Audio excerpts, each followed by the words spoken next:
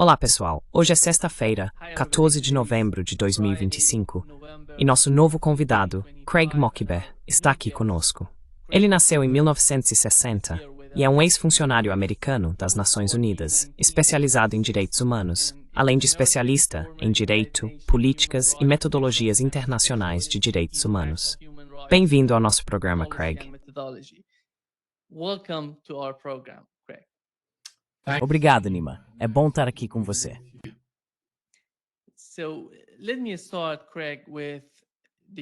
Então, deixe-me começar, Craig, com o caso de Gaza, com o caso da Palestina. Sabemos que, após o chamado cessar-fogo, o cessar-fogo de Trump, como você vê a situação agora em Gaza? Você acha que há algum tipo de pressão vinda de países da região sobre os Estados Unidos e sua política externa? Afinal, como você avalia, como você vê a situação atual em Gaza? How do you see the current situation in Gaza? Well, I'm glad you said so-called ceasefire. Bem, fico feliz que você tenha dito suposto cessar-fogo. Porque veja, ao contrário das mentiras cuidadosamente roteirizadas de políticos, seus cúmplices e as corporações de mídia coniventes, o genocídio na Palestina não terminou. Não há cessar-fogo, e tampouco há um processo de paz, de fato. Centenas de palestinos em Gaza foram assassinados pelo regime israelense desde que o chamado cessar-fogo foi declarado há um mês. Centenas mais foram terrivelmente feridos. Centenas de casas e outras estruturas civis foram destruídas pelo regime israelense durante esse período do chamado cessar-fogo. Milhares de caminhões carregados de alimentos, remédios, abrigo e outros itens essenciais foram bloqueados pelo regime. E, na verdade, não houve um único dia desde que a farsa do cessar-fogo começou, em que Israel tenha deixado de atirar ou encerrado seu cerco genocida a Gaza.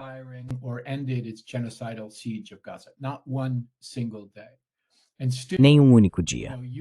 E ainda assim, você sabe, políticos e corporações de mídia dos Estados Unidos e do Ocidente continuam a espalhar o que é uma mentira destrutiva.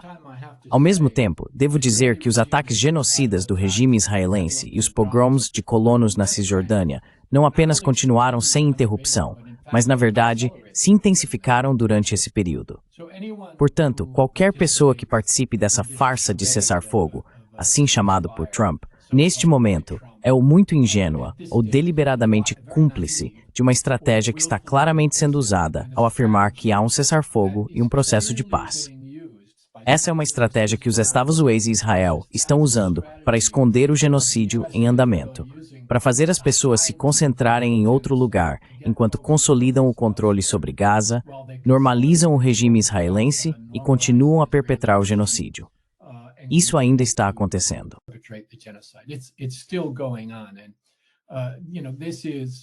E sabe, isso é, como já foi dito muitas e muitas vezes, o primeiro genocídio transmitido ao vivo na história. Então todos nós sabemos o que está acontecendo no terreno. Sabemos que Israel destruiu sistematicamente praticamente toda Gaza. Realizou massacres, sequestros em massa, tortura sistemática e, sabe, o assassinato de crianças palestinas por atiradores de elite por esporte. A destruição de todas as necessidades básicas da vida, o cerco contínuo. Tudo isso com a intenção específica de destruir o povo palestino. Primeiro em Gaza e, em última instância, em toda a Palestina histórica. Isso não começou em outubro de 2023. Apenas se viu um aumento do tipo de violência que o regime israelense vem perpetrando contra os palestinos há décadas.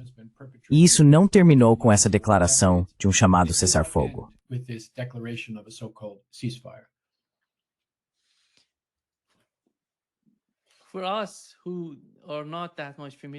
Para aqueles de nós que não estão muito familiarizados com as Nações Unidas, estamos sempre criticando como a ONU tenta lidar com o que está acontecendo no Oriente Médio, em Gaza.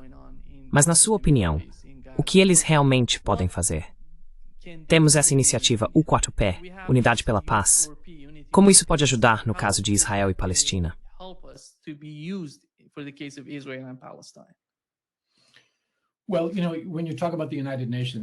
Bem, veja, quando se fala sobre as Nações Unidas, é sempre preciso deixar claro de quais Nações Unidas estamos falando. Parte da ONU respondeu a esse genocídio de forma realmente exemplar. Aqui estou me referindo, por exemplo, aos mecanismos independentes de direitos humanos da ONU, como a relatora especial, Francesca Albanese, ou a Comissão Internacional de Inquérito, que verificou que está ocorrendo um genocídio na Palestina. Outros mecanismos de direitos humanos da ONU e atores humanitários têm trabalhado arduamente e corrido grandes riscos para oferecer algum alívio ao povo palestino.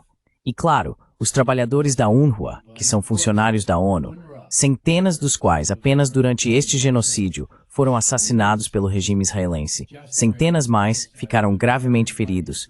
Muitos foram sequestrados e torturados em masmorras israelenses.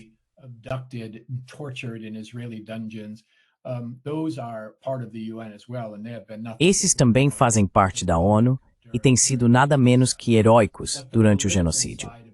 Mas o lado político da instituição fracassou miseravelmente. E aqui estou falando do secretário-geral, da alta liderança política da ONU, do alto comissário para os direitos humanos e de outros que não apenas não se mobilizaram para se opor ao genocídio, como nem sequer tiveram a coragem de dizer o nome do crime em voz alta. Em vez disso, quando são questionados sobre o assunto, dizem algo como, bem, apenas um tribunal pode determinar o que é genocídio. O que é uma frase sem sentido inventada nos corredores da secretaria para evitar ter que dizer em voz alta que Israel está cometendo genocídio.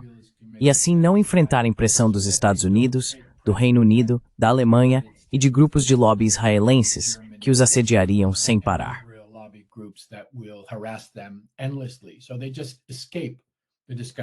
Então eles simplesmente fogem da discussão. E nesse processo, não apenas negam e abandonam as vítimas e sobreviventes do genocídio na Palestina, como também abandonam as normas e padrões da organização, da ONU, a Carta das Nações Unidas, a Declaração Universal dos Direitos Humanos, os Tratados de Direitos Humanos, as conclusões da Corte Internacional de Justiça, que também faz parte da ONU. Eles estão descartando tudo isso para não terem que receber críticas dos Estados Unidos, do Reino Unido, dos alemães, do lobby israelense e de outros. Eles falharam miseravelmente. Agora, quando você vai aos órgãos intergovernamentais como o Conselho de Segurança, que muita gente conhece, ou a Assembleia Geral da ONU, aí é outra história.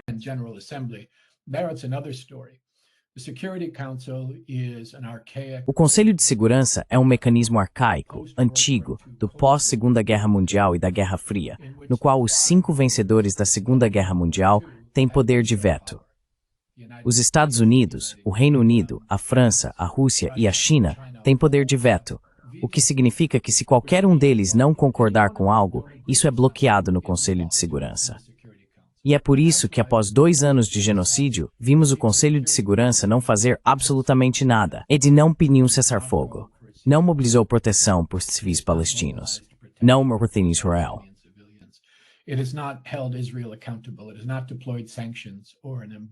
Ela não impôs sanções nem um embargo, nem sequer suspendeu as credenciais do regime israelense enquanto ele assassina funcionários das Nações Unidas.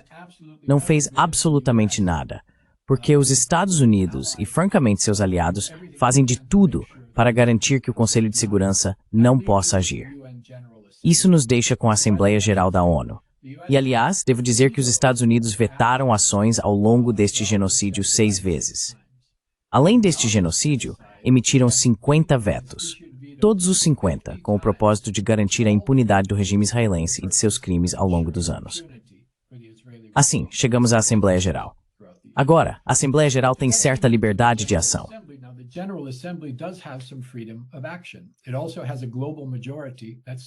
Também existe uma maioria global que apoia a Palestina. Na verdade, uma supermaioria. Em setembro de 2024, quando a Assembleia Geral adotou uma resolução histórica que basicamente codificava todas as decisões da Corte Internacional de Justiça sobre a ilegalidade da ocupação israelense e as exigências para que Israel cessasse seus ataques a Gaza, além de estabelecer um prazo de 1 ano para que Israel cumprisse essas determinações, essa resolução foi aprovada por cerca de 90% dos Estados-membros da ONU, apesar das objeções dos Estados Unidos, de Israel e de alguns outros aliados extremistas desse regime. Mas esse prazo expirou em setembro deste ano, e nada foi feito para responsabilizar Israel.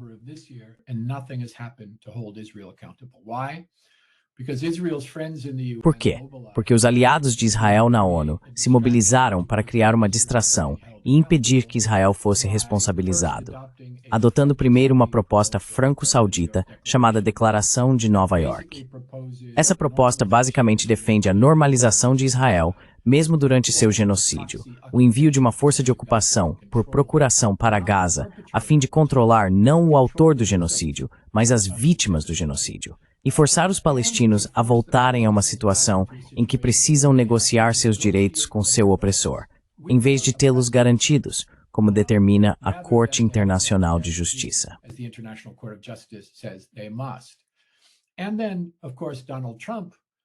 Então, é claro, Donald Trump apresentou seu próprio plano, no qual basicamente defende uma colonização dos Estados Unidos do século XIX em Gaza, em nome dos israelenses. A negação ainda maior da autodeterminação, o maior aprisionamento do povo de Gaza, o desarmamento da resistência palestina e a contínua normalização do regime israelense. E agora, o que está acontecendo no Conselho de Segurança da ONU é que diplomatas que apoiam os Estados Unidos e outros estão negociando para tentar combinar a proposta franco-saudita, que é um plano colonial, com a proposta dos Estados Unidos, que é um plano colonial puro do século XIX, a fim de interromper todos esses apelos por responsabilização do regime israelense e exercer ainda mais controle sobre o povo palestino. Em outras palavras, a resposta towards as vítimas e recompensar por sofrer. Nunca se viu assim na história das Nações Unidas.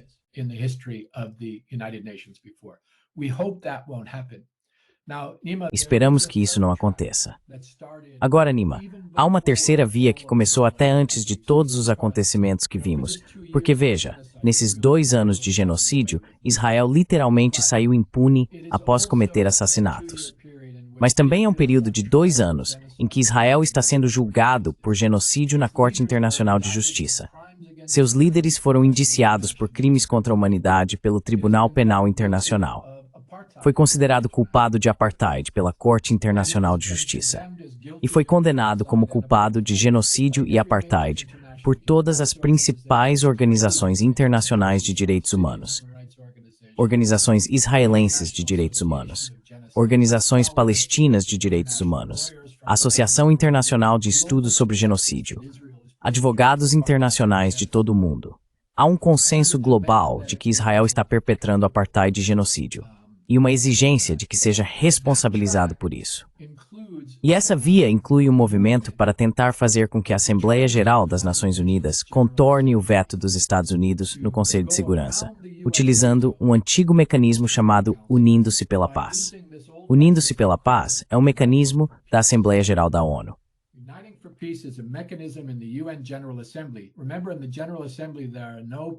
Lembre-se de que na Assembleia Geral não há membros permanentes do P5. Não existe veto.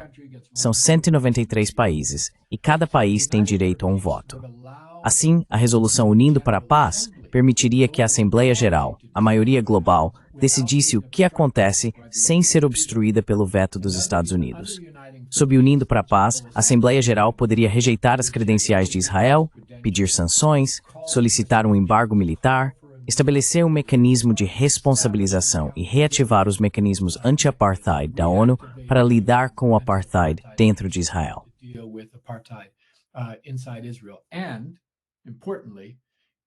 E de forma importante, isso poderia determinar o envio de uma força de proteção da ONU para Gaza, a fim de proteger os civis palestinos dos ataques israelenses, garantir a entrega de ajuda humanitária em toda Gaza, preservar provas de crimes de guerra e crimes contra a humanidade cometidos por Israel e iniciar o processo de reconstrução sem interferir na governança ou nos direitos políticos palestinos, apenas assegurando que os civis estejam protegidos. Poderia ser implantada como um mecanismo baseado no consentimento, com base no consentimento dos palestinos, e não imposta a eles, contra sua vontade, como uma ocupação por procuração. Esse processo vem ocorrendo, mas foi interrompido por outras iniciativas que o deixaram em segundo plano. Também foi interrompido porque seu principal patrocinador é o presidente Gustavo Petro, da Colômbia.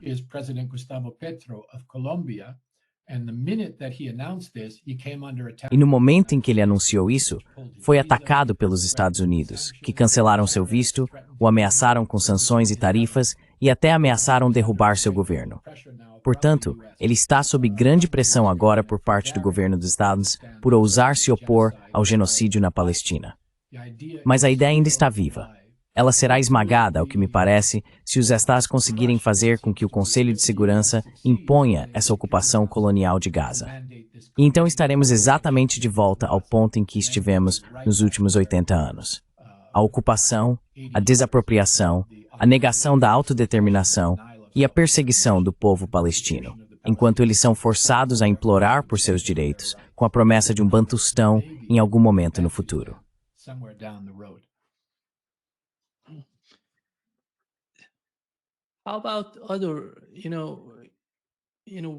E quanto aos outros? Você sabe, dentro do Conselho de Segurança, acho que o único país que não quer a solução de dois estados são os Estados Unidos? Ou o Reino Unido e a França têm a mesma posição? Como você vê a combinação dentro do Conselho de Segurança? Temos a China e a Rússia. Ambas, ao que me parece, reconhecem a solução de dois estados. E os outros três países ocidentais, os Estados Unidos, o Reino Unido e a França, o que dizer deles? Qual é a posição deles depois dos acontecimentos? Ou enquanto o genocídio está acontecendo em Gaza?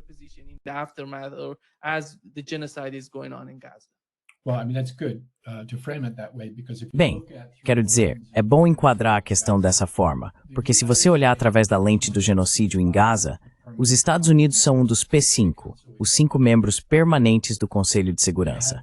Nós os chamamos de P5. Eles têm poder de veto. São coautores do genocídio na Palestina. Eles não estão apenas, contribuindo para isso. Estão, na verdade, sob administrações, tanto democratas quanto republicanas, participando com entusiasmo desse genocídio. Fornecem a maior parte das armas e do dinheiro necessários, além da cobertura diplomática, da inteligência e da disseminação de propaganda genocida em nome do regime israelense.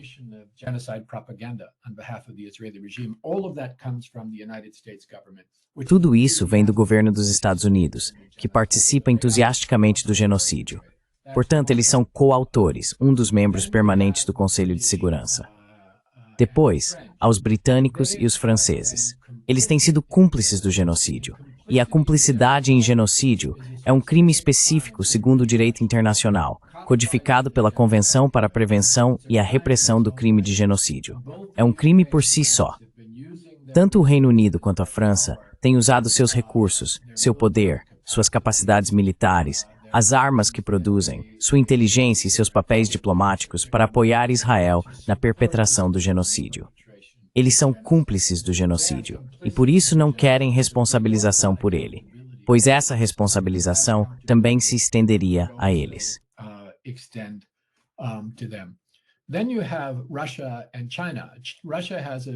Então você tem a Rússia e a China. A Rússia tem um perfil muito interessante, porque mantém relações muito próximas com Israel, mas também costuma se alinhar com o Sul Global, que em sua maioria apoia a Palestina. E a China, de forma semelhante, está fortemente alinhada com o G77, o Sul Global. Tanto a Rússia quanto a China estão atentas ao que os representantes do Estado da Palestina desejam neste contexto. Assim, o papel que desempenham atualmente no Conselho de Segurança é insistir que qualquer resolução adotada reflita o que o Estado da Palestina quer, que não imponha uma ocupação colonial dos Estados Unidos sobre a faixa de Gaza. O plano de Donald Trump inclui algo que chamam de Conselho da Paz, um mecanismo colonial liderado pelo próprio Donald Trump, junto com Tony Blair, famoso por seus crimes de guerra no Iraque, que controlaria e dominaria o povo de Gaza.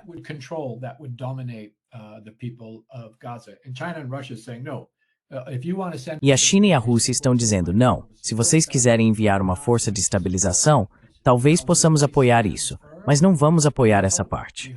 Agora, será que eles vão manter a posição? Esperamos que sim. Esperamos que vetem qualquer tentativa de fazer isso, porque o que Trump, os franceses, o Reino Unido e outros estão tentando fazer é colocar um selo de aprovação da ONU, efetivamente legalizar o que é uma apropriação colonial ilegal em Gaza, uma negação ilegal do direito internacional ao punir as vítimas de um genocídio e recompensar os perpetradores de um genocídio. Se conseguirem que o Conselho de Segurança coloque o selo da ONU nisso, então sentirão que legitimaram sua empreitada criminosa. Portanto, a esperança é que a Rússia e a China mantenham sua posição e não permitam que isso aconteça.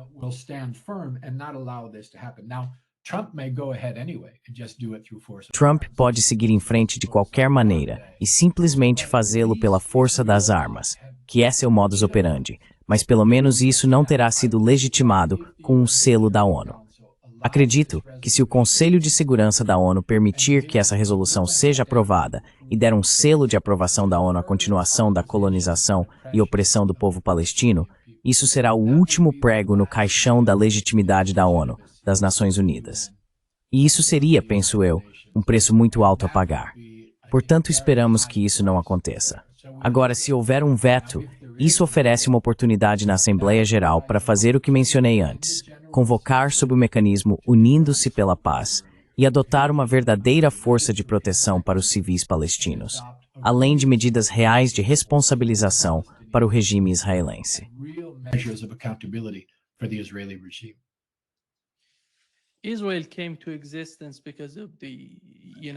Israel surgiu por causa das Nações Unidas. Foram eles que redigiram, sabe, a criação do Estado de Israel. Mas como é que há alguma discussão na ONU, sabe, sobre o que está acontecendo com o Estado de Israel, que é o único país do planeta sem fronteiras? O que isso significa? Porque sempre que falamos em uma solução de dois estados, é preciso considerar quais são as fronteiras de Israel, certo? Porque agora olhe para a Cisjordânia. Como você mencionou, a situação na Cisjordânia não é muito melhor do que em Gaza. E se você o mapa, verá alguns pontos marcados como Cisjordânia. Mas isso não é realmente a Cisjordânia.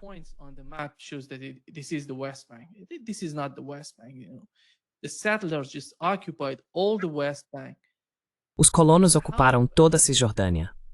Como alguém ainda pode defender uma solução de dois estados? Porque quando falamos em uma solução de dois estados, precisamos entender o conceito por trás disso.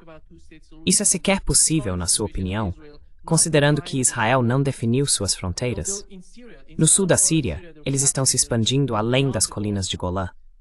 Eu presumiria que quando terminarem com o Líbano e a Síria, avançarão em direção à Jordânia. Então, o que é isso? Qual é o objetivo final, na sua opinião? E como as pessoas e os países da região podem compreender melhor a situação com Israel?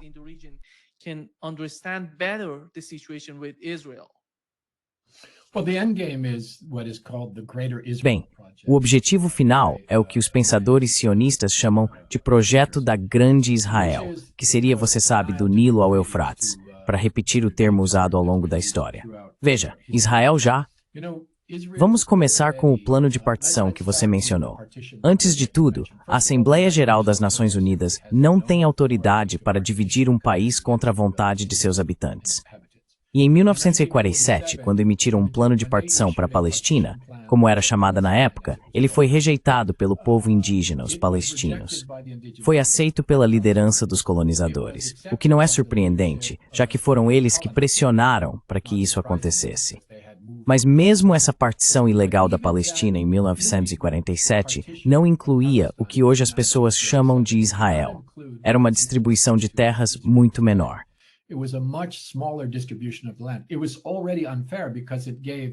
Já era injusto, porque concedia a maior parte das terras à minoria, que eram os colonos, e tirava a maior parte das terras do povo indígena, os palestinos. Mas mesmo assim, estamos falando de um estado muito menor e mais limitado para Israel do que o que acabou se tornando. Em 1947 e 48, durante a Nakba, a catástrofe, o primeiro grande genocídio do povo palestino pelos israelenses, eles usaram isso para expandir seu controle territorial até o que hoje entendemos como as fronteiras de 1967. Portanto, a primeira concessão de terras a eles por meio da partilha da ONU foi ilegal. Depois usaram a força para tomar mais terras em 1947 e 1948. E lembre-se, a aquisição de território pela força é uma violação não apenas do direito internacional, mas também das chamadas, perdoe os termos, regs harangs e erga omnes, que significa norma meestabers omdingmengenemert.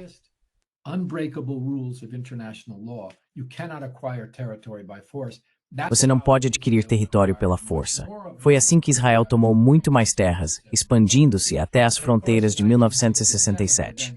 E claro, em 1967, eles então tomaram o restante da Palestina ao ocupar a Cisjordânia e a faixa de Gaza.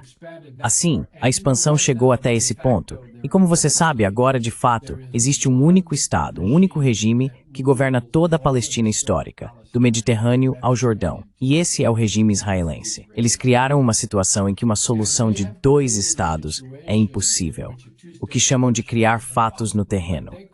Enquanto todos negociam e discutem sobre leis, eles estão simplesmente criando uma realidade no terreno que é irreversível.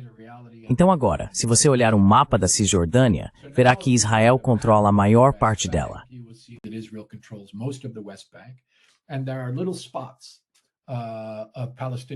E existem pequenos pontos de comunidades palestinas cercadas por enormes assentamentos de colonos israelenses, que talvez possam ser usados para alguns bantustões, sabe, em algum momento no futuro, mas não para um Estado. E Gaza, é claro, está totalmente controlada e ocupada pelos israelenses.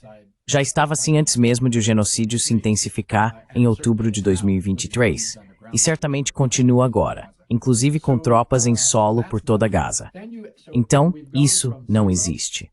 Aí você vê, passamos de um plano de partição ilegal para uma concessão de terras que foi ampliada em 1948 e 1967.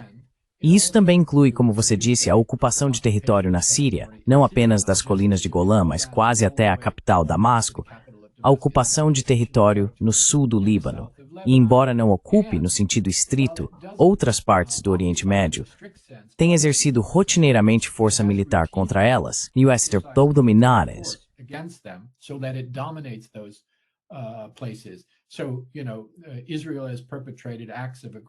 Então veja, Israel tem realizado atos de agressão contra o Líbano, a Síria, o Iraque, o Irã e o Iêmen. Simplesmente, sabe, atos de agressão em série, bombardeando à vontade. Isso nem chega mais a ser notícia. Eles bombardeiam esses países com tanta frequência. Assim expandiram ainda mais seu domínio por toda a Ásia Ocidental. E eu diria que também expandiram além da Ásia Ocidental. Veja, eu moro nos Estados Unidos, e aqui a mando desse regime estrangeiro opressor, Israel. O meu próprio governo oprime pessoas neste país que ousam criticar o regime israelense. E vimos a mesma coisa no Reino Unido, na Alemanha, nos Países Baixos, em todo o mundo ocidental.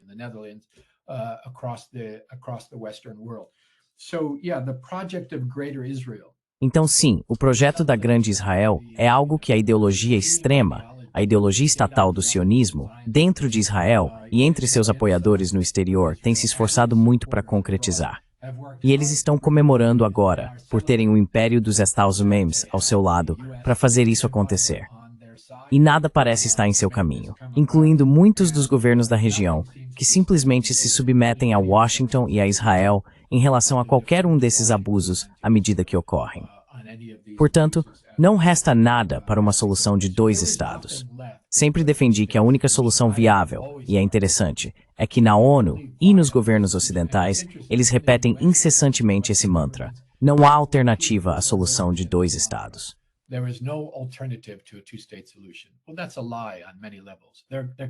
Bem, isso é uma mentira em muitos níveis.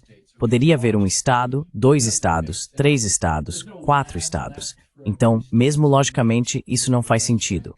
Não há mais terras disponíveis para uma solução de 2 estados na Cisjordânia e em Gaza que seja sustentável ou adequada. E aliás, mesmo que houvesse algum tipo de solução de 2 estados, ela não abordaria os direitos dos palestinos dentro da linha verde, dentro do que hoje é chamado de Israel. Pessoas que têm o direito de retornar às casas que lhes foram roubadas, que têm direito à compensação e que têm o direito de viver ali como cidadãos iguais. Isso é impossível sob um regime sionista, que é um regime etnossupremacista e nunca poderá conceder direitos iguais aos palestinos, ao povo indígena.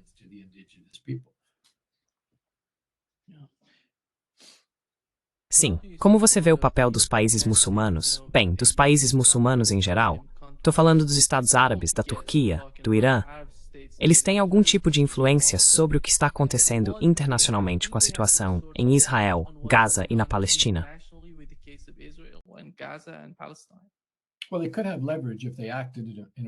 Bem, eles poderiam ter influência se agissem de maneira baseada em princípios. O problema é que, apesar de todo o apoio retórico que os países muçulmanos e árabes têm dado ao povo palestino, muitos deles nem sequer interromperam sua cooperação com o regime israelense. Na verdade, a Corte Internacional de Justiça determinou que eles devem fazê-lo, e ainda assim continuam fornecendo coisas que sustentam o genocídio de Israel, a ocupação de Israel, o apartheid de Israel. Tudo, desde combustível até peças de máquinas, componentes para armas, tecnologias, o que for, e continuam comprando produtos do regime, fortalecendo sua economia como resultado.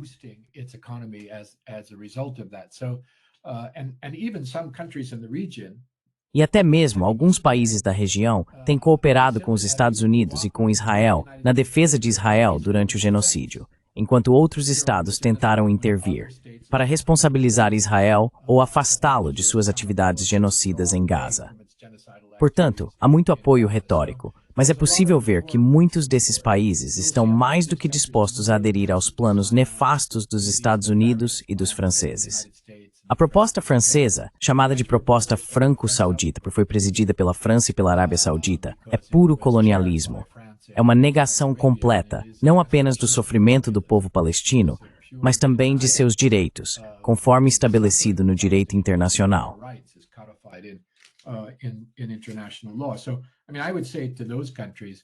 Então, quero dizer, eu diria a esses países, sim, por todos os meios, continuem com seu apoio retórico.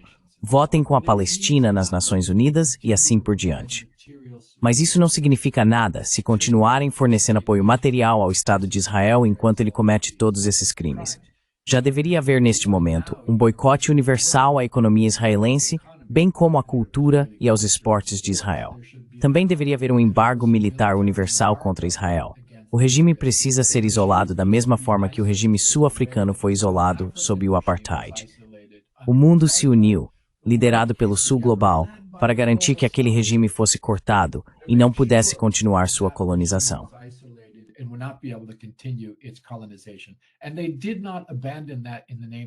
E eles não abandonaram isso em nome de uma solução de dois estados. Mesmo que o regime sul-africano tenha oferecido bantustões aos sul-africanos negros, ninguém disse, tudo bem, é uma solução de dois estados, é a única solução. Eles se mantiveram firmes no princípio da libertação africana, da liberdade e da igualdade para todos que viviam lá, até que o apartheid caiu. E o mesmo poderia ser feito agora, começando pelos países muçulmanos e árabes e depois se expandindo para o sul global e além. Poderia haver solidariedade nas Nações Unidas para isolar esse regime, impor sanções a ele, um embargo militar, removê-lo da Assembleia Geral das Nações Unidas, recusando suas credenciais, organizando-se contra o apartheid e os abusos do regime.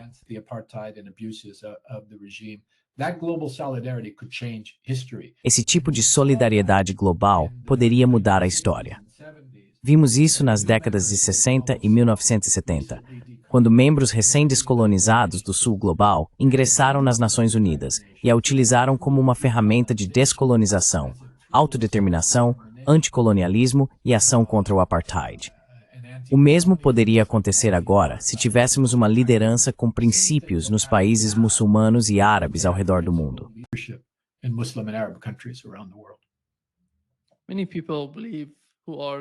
Muitas pessoas, tanto fora quanto dentro dos Estados Unidos, acreditam que seu país é o mais poderoso do mundo e tem a capacidade de exercer pressão sobre Israel. Você acha que há algo acontecendo dentro dos Estados Unidos que poderia influenciar sua política externa em relação a Israel e ao Oriente Médio?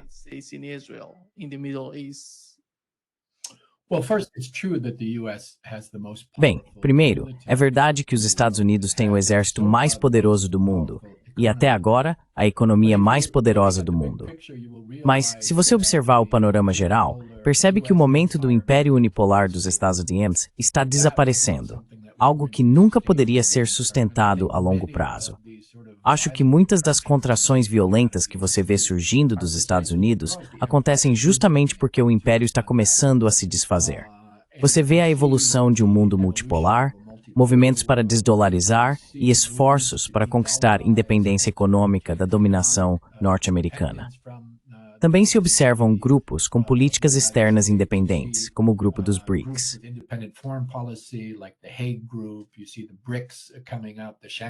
Você vê o BRICS ganhando força, o Fórum de Cooperação de Xangai.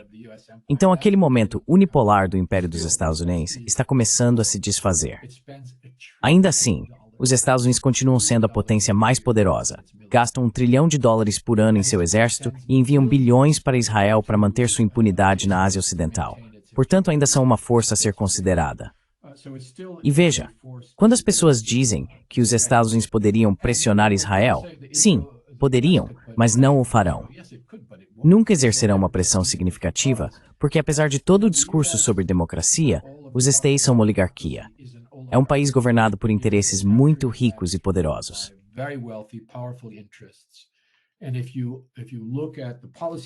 E se você observar as políticas adotadas pelo país, especialmente a política externa, mas também a política interna, por um lado, e o que o povo do país quer, em comparação com o que esses oligarcas, corporações, bilionários e grupos de lobby querem, é possível ver muito claramente a quem pertence o governo dos Estados Unidos. E não é ao povo. A maioria das pessoas nos Estados Unidos está horrorizada com o regime israelense e quer defender o povo palestino.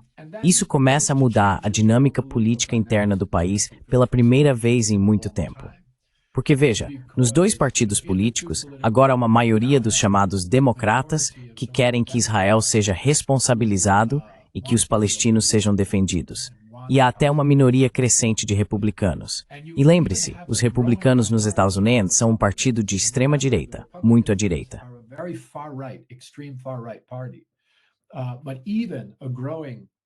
Mas até mesmo uma minoria crescente de republicanos está insistindo na mesma coisa.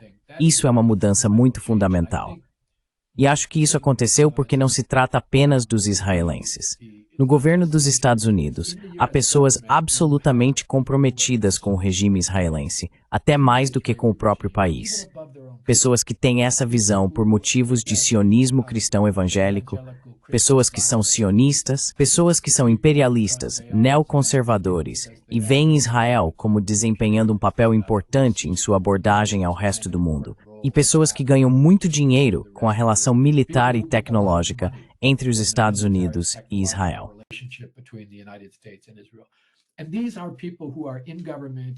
E essas são pessoas que estão no governo, na indústria, na classe dominante dos Estados Unidos, que estão comprometidas com a continuidade do regime israelense como ele é. Então, você não vai ver um governo dos Estados Unidos, democrata ou republicano, tão cedo que vá considerar Israel como um adversário que precisa ser controlado ou contido. Talvez aqui e ali, quando estiverem cometendo seu genocídio, diminuam um pouco o ritmo. Não é preciso parar. Mas qualquer coisa mais significativa do que isso não vai acontecer.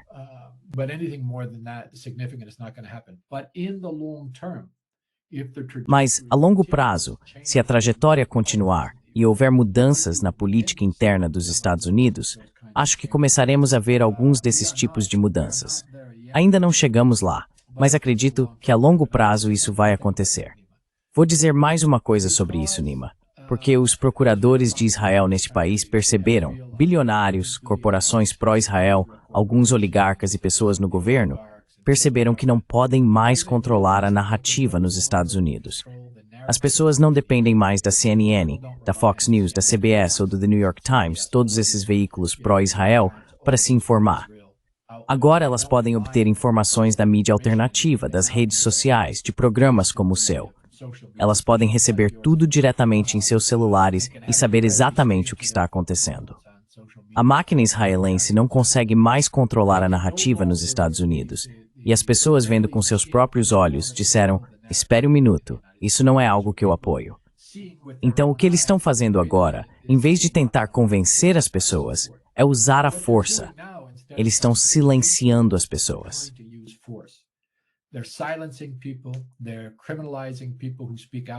Eles estão criminalizando pessoas que se manifestam contra o genocídio.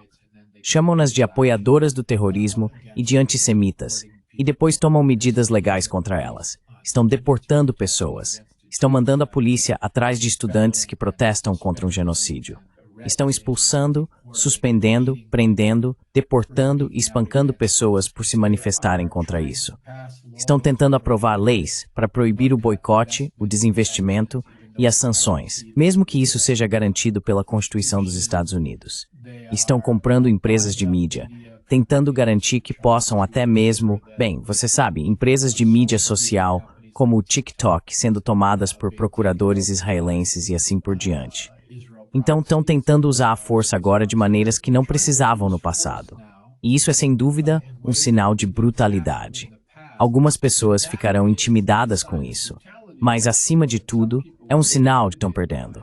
E eles sabem que perdendo. O mundo está mudando.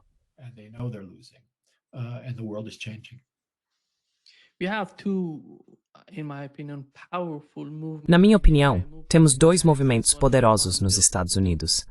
Um está à esquerda, os progressistas, as pessoas que normalmente votam nos democratas.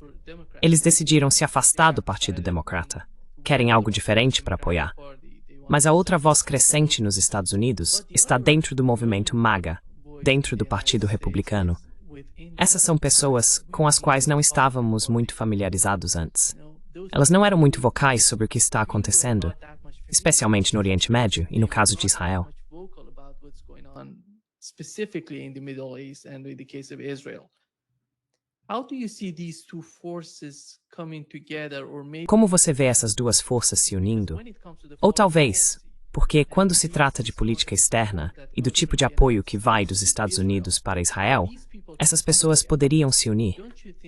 Você não acha que isso influenciaria enormemente o sistema político dos Estados Unidos, que basicamente tem dois partidos, republicano e democrata? E veja o que aconteceu com o governo Trump. Donald Trump não é realmente um republicano. Ele é um outsider. O ponto de virada em sua carreira foi a forma como ele falou sobre a guerra no Iraque. Ele disse que era completamente contra a guerra no Iraque. E agora, você vê esse novo fenômeno em Nova York, com Mamdani. the new phenomenon in New York with the Mamdani? He was the only candidate who didn't. Ele foi o único candidato que não. Quando perguntaram, para onde você vai no dia seguinte a ser eleito prefeito de Nova York? Ele foi o único que disse, vou ficar em Nova York. Sabe, as pessoas entendem esse tipo de argumento. É por isso que eles estão recebendo os votos, porque veem algo diferente, uma alternativa ao que está acontecendo com o status quo deles. E como isso vai, sabe, tudo isso junto, como isso vai influenciar o futuro do sistema político dos Estados Unidos? O que é importante, na minha opinião, para a causa dos palestinos. Which is important, in my opinion, to the case of Palestinians. Yeah, I think that's already happening. So, Sim, acho que isso já está acontecendo. E Mamdani, por exemplo, isso é muito interessante. Você sabe, a cidade de Nova York é em muitos aspectos o centro de apoio a Israel no planeta. Tradicionalmente, também é o lar de Wall Street. É também o lar, provavelmente, do lobby imobiliário mais poderoso que existe. E é um lugar onde o lobby pró-Israel está profundamente enraizado. Também é o lar de um número desproporcional de bilionários ligados à classe oligárquica que apoia Israel.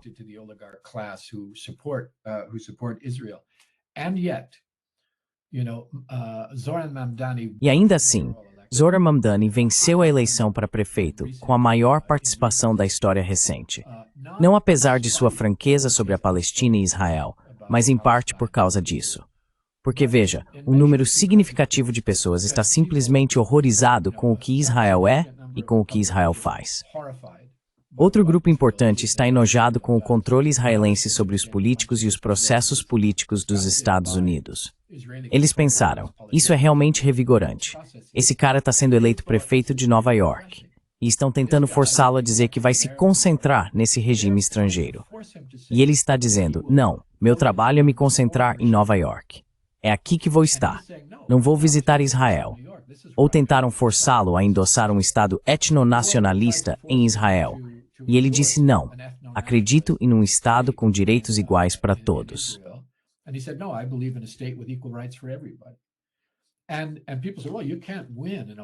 E as pessoas dizem, bem, você não pode vencer uma eleição nos Estados Unidos. Ele não apenas venceu, venceu em parte por causa disso, e em Nova York, de todos os lugares do mundo, porque era isso que o povo queria, e por uma margem significativa, contra um dos democratas mais proeminentes de uma família democrata influente em Nova York. E você tem razão ao dizer que há uma convergência entre a esquerda e a direita nos Estados Unidos, cada vez mais. Como eu disse, o Partido Democrata agora é, em grande parte, favorável à causa palestina e contrário ao projeto israelense.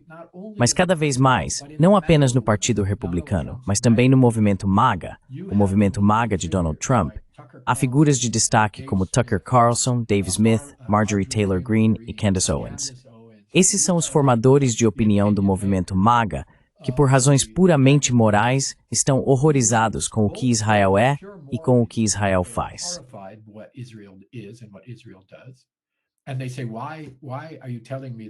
E eles dizem, por que você está me dizendo que temos que apoiar esse horror quando isso ofende todos os meus valores pessoais? E por razões políticas, porque fazem parte de um movimento chamado América em Primeiro Lugar, eles dizem que isso significa querer que a política dos Estados Unidos, o governo dos Estados Unidos e o dinheiro dos Estados se concentrem primeiro no povo americano.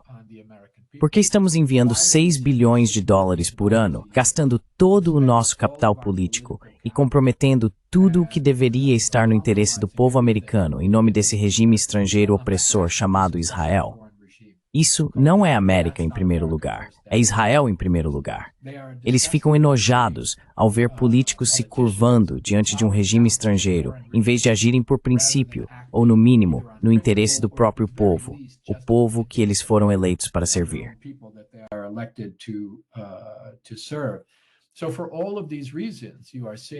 Por todas essas razões, está cada vez mais comum ver algumas das vozes mais proeminentes da direita nos Estados Unidos concordando com as vozes mais proeminentes da esquerda no país de que essa política precisa mudar.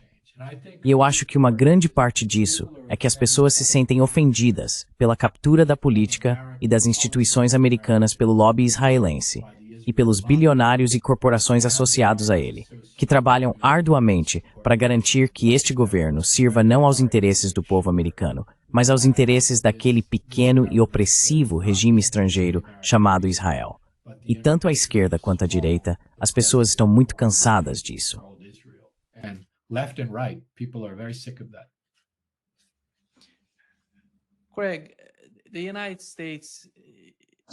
Craig, quando Donald Trump chegou ao poder, foi eleito nos Estados Unidos, disseram, vamos para o Mar Vermelho. Vamos atacar os Houthis, os iemenitas, de uma forma que o governo Biden não conseguiu. E desta vez seria diferente. Vamos mostrar a eles. Foram para o Mar Vermelho, mas não conseguiram fazer nada. E então, como Donald Trump disse, eles capitularam. Os Houthis capitularam. Mas os Estados Unidos decidiram que não podiam fazer nada no Mar Vermelho, então recuaram. Agora, com a guerra entre o Irã e Israel, Israel realmente vê o Irã como a espinha dorsal da resistência, porque vêem mísseis iranianos indo para o Iêmen, vêem o Irã apoiando o Hezbollah no Líbano, e o governo na Síria, antes da queda de Assad, era apoiado pelo Irã.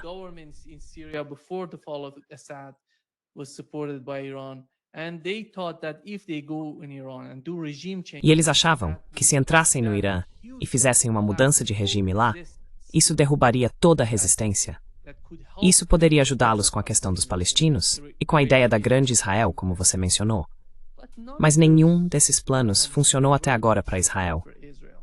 E eu não sei por quanto tempo os Estados Unidos querem continuar apoiando Israel na região.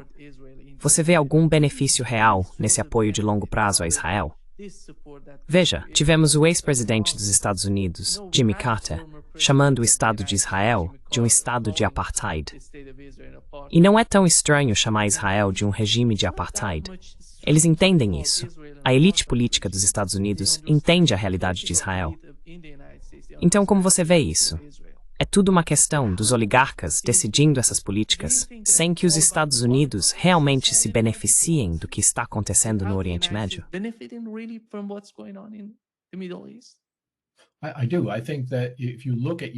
Eu acho que sim. Acredito que se você observar a política externa dos Estados Unidos, em particular a política norte-americana de forma mais ampla, incluindo a política interna, mas especialmente a externa, verá que ela frequentemente age de maneiras que não estão no interesse do povo dos Estados Unidos. Muitas vezes está no interesse dos oligarcas, Porque guerra e conquista são grandes negócios. É um grande negócio, obviamente, para os fabricantes de armas e as empresas de energia, mas especialmente hoje em dia para as empresas de tecnologia. O Vale do Silício faz tanto parte disso quanto as empresas bandido do cinturão em torno de Washington que trabalham para a indústria de defesa, e também os barões ladrões de Wall Street em Nova York.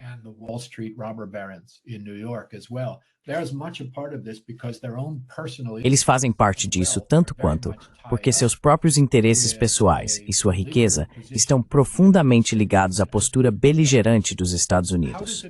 Sabe, como faz sentido que os estadunidenses ajam de forma tão servil em relação ao regime israelense, possivelmente comprometendo melhores relações com todo o mundo árabe e muçulmano?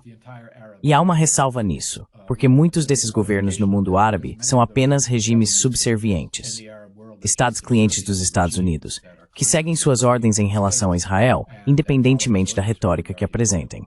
Claro, a exceção a isso é o Irã, e a outra exceção é o Ansar Allah, no Iêmen.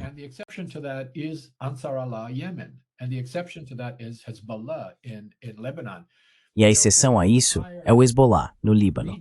Veja, em todo o mundo, apenas essas três forças realmente assumiram riscos pessoais. Fizeram investimentos próprios, se colocaram em perigo, gastaram seus próprios recursos e se envolveram de forma concreta para se opor ao genocídio enquanto ele acontecia em Gaza. Nem o Egito, nem a Jordânia, nem o Iraque, nem a Arábia Saudita, ou os Emirados, ou qualquer outro, ou Marrocos. Muitos desses estados estão aliados ao Império dos Estados Unidos e aos israelenses. Mas foram apenas esses países. E veja, cada um deles teve um impacto significativo nisso. Por exemplo, você mencionou os Houthis, Ansar Allah, no Iêmen.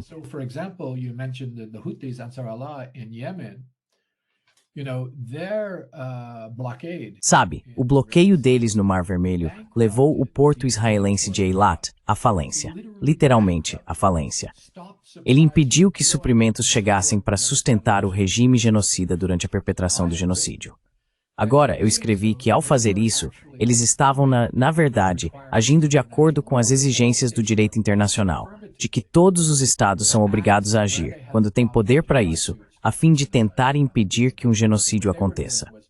Portanto, o que eles fizeram foi perfeitamente justo e, acredito, legal quando fizeram. Eles foram impiedosamente bombardeados por isso pelos Estados Unidos e pelo Reino Unido, com a cumplicidade de alguns vizinhos da região. Mas esse bombardeio impiedoso não os fez se render. Eles permaneceram firmes. Sim, fizeram um acordo, mas esse acordo dizia respeito ao transporte marítimo dos Estados Unidos.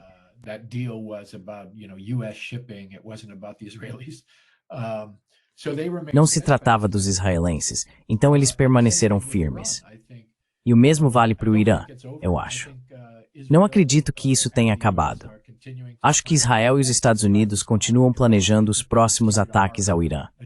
Eles ainda alimentam o sonho de uma mudança de regime, um sonho que rapidamente se transformará em pesadelo para eles. Não tenho dúvida de que isso não é algo que vá dar certo. E não será um passeio fácil, como ficou provado na última rodada, quando foram os israelenses que acabaram buscando um cessar-fogo, porque não conseguem sustentar um conflito prolongado. Eles estão acostumados a travar guerras em território alheio, atacando civis para forçar a rendição. Não estão acostumados a um confronto direto com outra potência militar, que também inclui um campo de batalha em seu próprio território.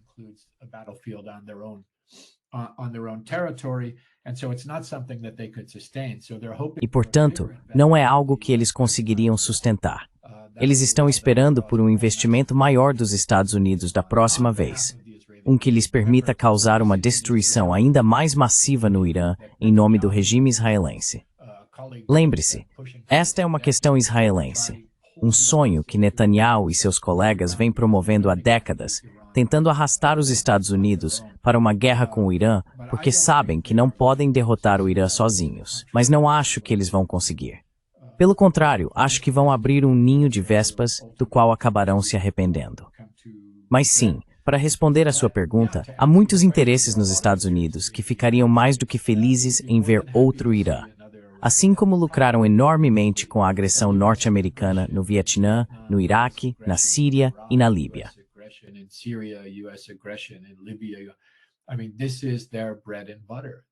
Quero dizer, esse é o ganha-pão deles. Eles são literalmente mercadores da morte. E esse sempre foi um negócio muito, muito lucrativo. E agora, com o componente tecnológico de tudo isso, tornou-se ainda mais lucrativo. Temos um governo nesse país que serve a eles, não a nós, não às vozes pela paz. E, aliás, temos um conjunto cúmplice de corporações de mídia que estão ligadas tanto financeiramente quanto ideologicamente à causa da guerra na Ásia Ocidental. Eles vão garantir, como fizeram com o Iraque, a fabricação do consentimento para a agressão e até para o genocídio, porque em suas mentes é do interesse deles fazer isso.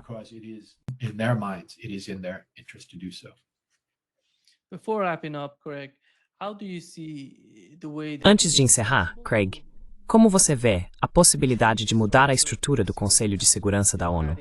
Talvez incluir a Índia ou outros países importantes para criar mais equilíbrio. Você mencionou que o Reino Unido, os Estados Unidos e a França são favoráveis a Israel. E quanto aos outros países? Como você disse, temos a Assembleia Geral, com todas essas nações reunidas. Mas e quanto à estrutura do Conselho de Segurança da ONU, que, pelo que entendo, é muito mais importante quando se trata dessas questões e guerras? Como você vê isso?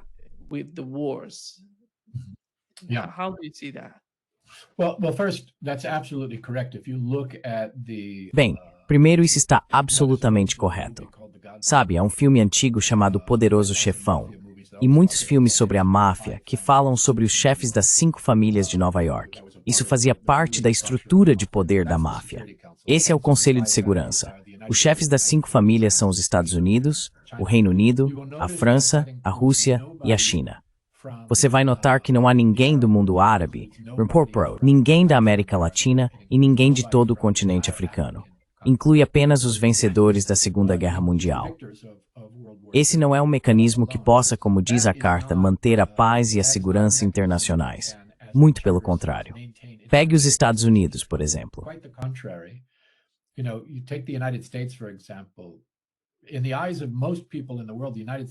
Aos olhos da maioria das pessoas no mundo, os Estados Unidos são a maior ameaça à paz e à segurança internacionais, dada sua política externa agressiva e o uso não apenas da guerra, mas também de operações secretas, golpes de Estado, mudanças de regime e agressão após agressão, desde a Segunda Guerra Mundial.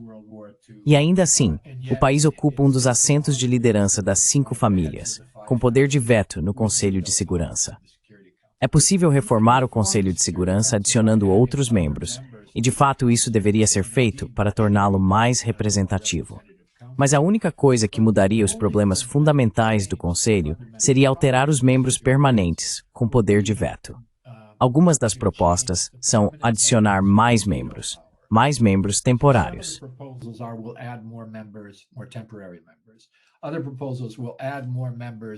Outras propostas acrescentariam mais membros permanentes, mas sem lhes conceder poder de veto. Bem, isso não vai resolver o problema. O problema é que há 5 países com poder desproporcional, incluindo o veto.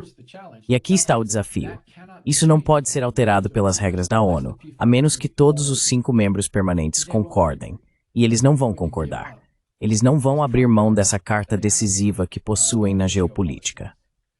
Então, o que fazer? Bem, contorna-se o Conselho de Segurança.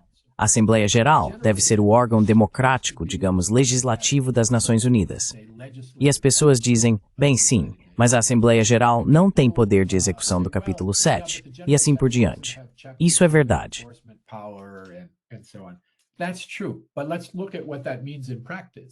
Mas vamos ver o que isso significa na prática.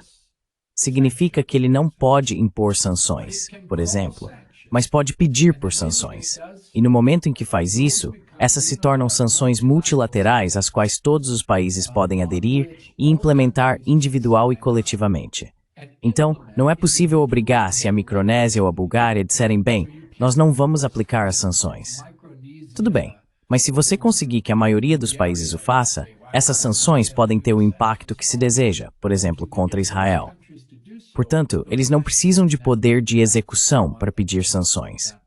Eles não precisam de poder de execução para pedir um embargo militar.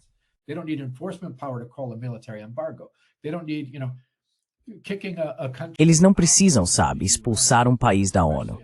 especialmente um país como Israel, que violou todos os preceitos da ONU e inúmeras resoluções do Conselho de Segurança, da Assembleia Geral, do Conselho de Direitos Humanos, do Conselho Econômico e Social e assim por diante.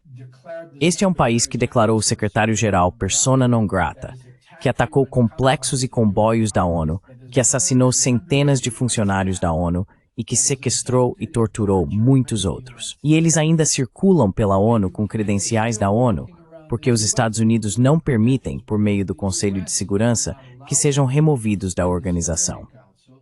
Então, o que se faz? Vai-se à Assembleia Geral, como aprendemos durante o Apartheid na África do Sul, onde a Assembleia Geral simplesmente criou uma forma de lidar com isso.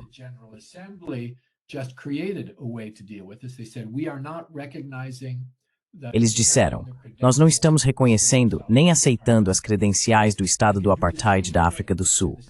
Eles poderiam fazer o mesmo com o Estado de Israel, e assim ajudar efetivamente a isolar o regime e exercer uma pressão real por mudanças com base nisso. A Assembleia Geral, durante as décadas de 1960 e 1970, desempenhou um papel muito importante, como eu disse, nas lutas anticoloniais e na luta contra o Apartheid. Por exemplo, porque o Sul Global, como maioria, como a nova maioria, se unificou para usar seu poder coletivo em prol, você sabe, do desenvolvimento, da paz e segurança, dos direitos humanos, da descolonização, da autodeterminação, dos valores da Carta da ONU, dos valores dos instrumentos de direitos humanos das Nações Unidas.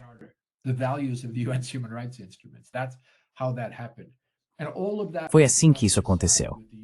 E tudo isso foi deixado de lado com o momento unipolar que surgiu após a implosão da União Soviética, quando os Estados Unidos passaram a ter um poder geopolítico sem precedentes sobre o restante do mundo. De repente, tudo isso foi empurrado para o segundo plano, e o Conselho de Segurança foi apresentado como a única opção. Mas não é a única opção. Mesmo agora, a Assembleia Geral poderia adotar uma resolução no âmbito da iniciativa Unindo para a Paz, para determinar uma força de proteção para a Palestina, impor um embargo militar e sanções, negar as credenciais de Israel, estabelecer um mecanismo de responsabilização e reativar os mecanismos anti-apartheid. Tudo isso poderia acontecer na Assembleia Geral.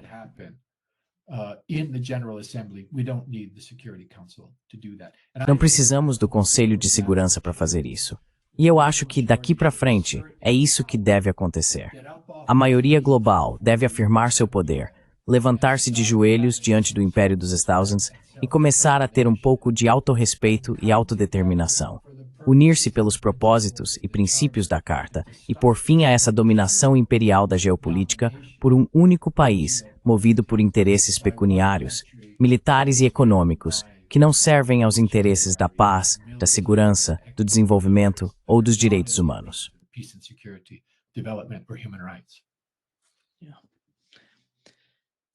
Muito obrigado, Craig, por estar conosco. Foi um grande prazer tê-lo.